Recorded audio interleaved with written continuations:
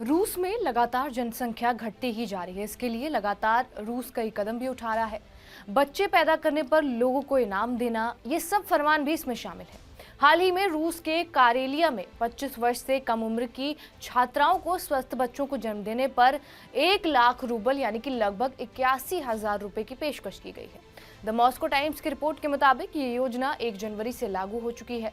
इसमें सिर्फ वही महिलाएं पात्र होंगी जो स्थानीय यूनिवर्सिटी या फिर कॉलेज में नियमित छात्रा हो, 25 साल से कम उम्र की हो और कारेलिया की निवासी हो। इसके अलावा कानून के मुताबिक ये योजना उन माताओं पर लागू नहीं होगी जो मृत शिशुओं को जन्म देती है। इसके अलावा कानून के मुताबिक ये योजना उन माताओं पर लागू नहीं होगी जो मृत शिशुओं को जन्म देती हैं।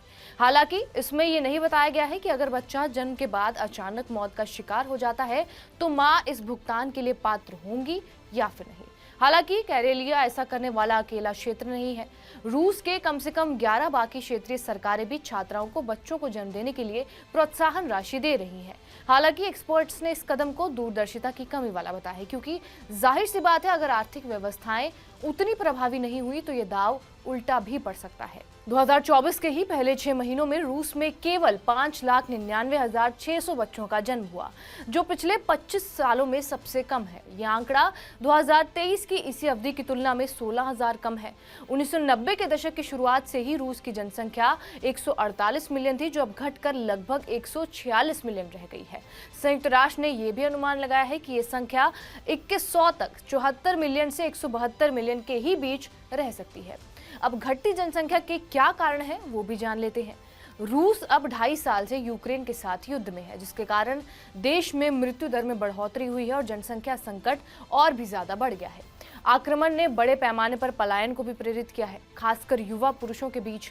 इसके अलावा वर्ल्ड वॉर 2 के दौरान काफी सोवियत सैनिक मारे गए थे, जिनके कारण मेल और फीमेल का रेशियो घटता ही चला गया और इसका असर जन्म दर पर भी पड़ा।